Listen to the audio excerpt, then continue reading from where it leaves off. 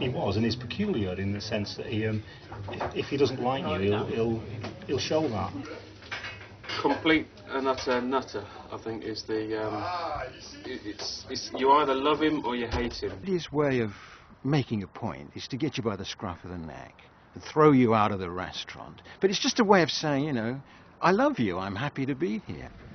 I'm just not prepared to piss about with people, you know. It's at the end of the day, somebody complains in your restaurant, the guy will not come back in your restaurant ever again. So why compromise? Just throw the mother out, and that's that. So basically, what I would say when I get a pain in the ass like that, is just say, look, pal, the bill is on me. Piss off. Go somewhere else. Go to McDonald's. Go to Harvester. You know.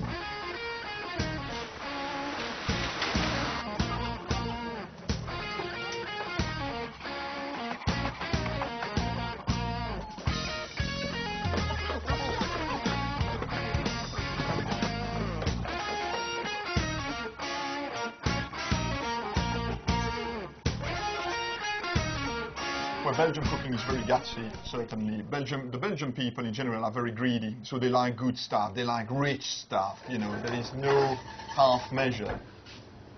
I started to get interested in cooking at the age of 12. My parents were owning a garage, so my father was a mechanic, and just next door to us there was a restaurant. And to earn some pocket money at the age of, I think, 13, I was going to that restaurant to do the washing up. From being in that restaurant in the kitchen doing the washing up, I could see around what was going on, basically. And I saw all those people cooking, you know, tossing sauces, and they were like half gods to me. So I wanted to try, you know, so I tried in that restaurant a bit of cooking, and then from there I went to the catering school. From the catering school I went to a different restaurant in Belgium. England is becoming a massive fast food industry. Just look at what the supermarkets are selling as already made food. So what's happening in this country is you are becoming, your culture, which should be closer to Europe, isn't. It's closer to United States. So basically a lot of English are becoming like Americans, basically, fat and ugly and stupid. It's a very English thing not to allow children in restaurants. It isn't an issue on the continent. Everybody can take their children in restaurants. So what? You know, they are human beings.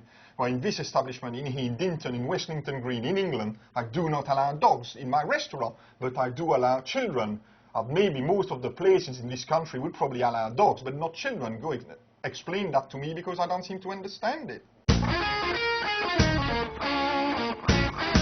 I think the taste, you know, we are in England in here. I think the taste of product is irrelevant in this country.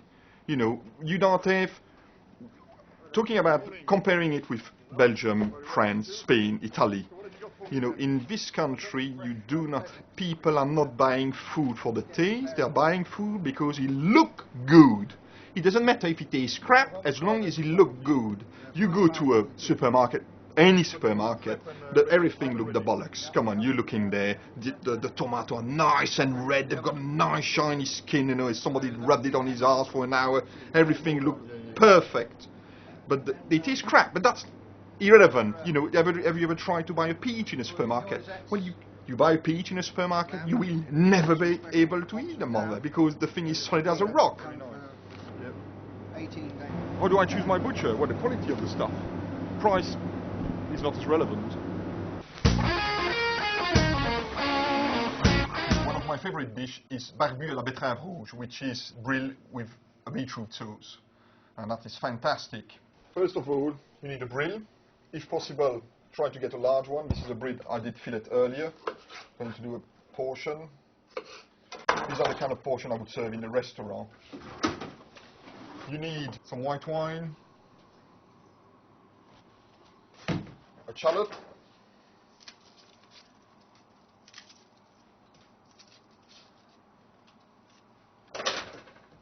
that you hack in little bits. That's enough. Put it in your pan. Take your brill, put it first side, the skin side first in the pan. Don't want to boil that too much, very slowly. salt and pepper. I always use black pepper, fresh black pepper. That's it. Now you see the alcohol is burning away of the wine.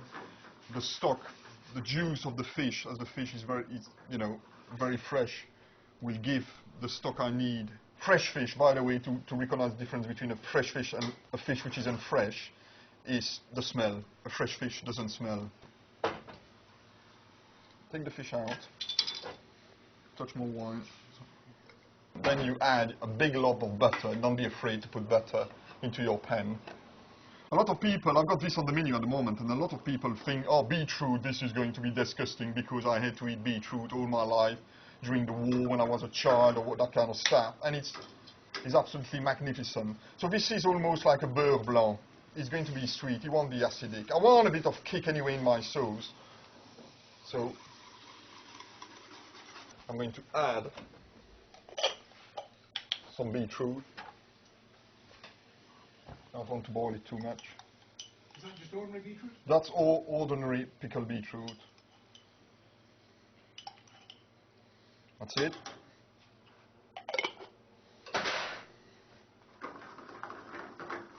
So you see the colors going already, magnificent color. I'm taking a jar in here. I'm going to put all my sauce in there with the beetroot, everything in. And I'm going to blitz it.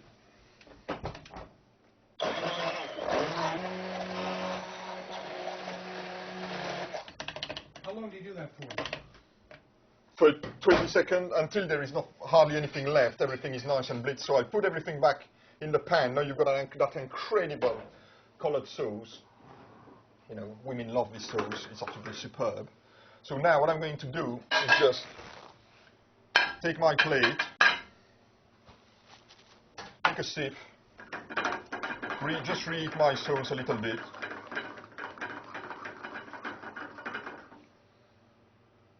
Okay, put sauce through the sieve, take all the big bits out. Up, that's it. Just spray the sauce everywhere. Take my brill, put it in the middle.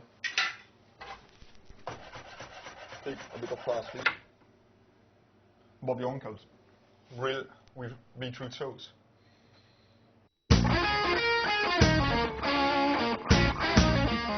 Photography is a passion. Cooking was a passion, but cooking is not a passion anymore. I like cooking, but it's not a passion. I don't care if photography bring me some money or not. I do care if cooking bring me some money or not. Okay, in here we've got some harvest mouse that I'm trying to breed because I want to study them and photograph them building their nest. So I want to photograph the whole process of the harvest mouse building their nest. So they will be released in a much bigger pen in the spring. Also in here I've got a weasel that a gamekeeper gave me, but I find them fascinating little mammals. So that's what in here we've got White, and he's in the house now to get him used to human, basically. You got there? In here, so this is, you know, latest, my latest slide, just still need to be looked at. I do about something like 300 or 400 roll of film a year. I think it's very important too in life to have your own personal thing, which are probably meaningless to a lot of people, but who do mean a lot to you.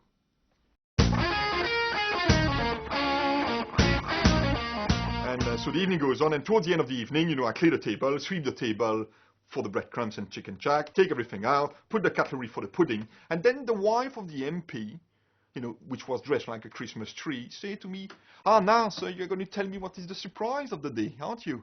And I say, in a very polite manner, Madam, if I tell you what the surprise is, it's not going to be a surprise anymore. And then she looked at me, and very sarcastically and grandly, you know, she pushed her back forward, you know, and she said to me, well, sir, you do realize, of course, that if I don't like your surprise, I will never come back again in your restaurant. And I looked at her and I said, but Madam, what make you think I want you back again in my restaurant? And I was, you know, I knew I lost 6 guests forever, but I was inside me, I was feeling, this is Groucho Marx at his best, you know. I had nip in the bud, because her jaw just went, you know, how dare you, little Belgium, say that to me, you know, wife of a big MP. He was unbelievable. You know, he was brilliant. But they've never been back. I wonder why, but I mean, he was brilliant, you know.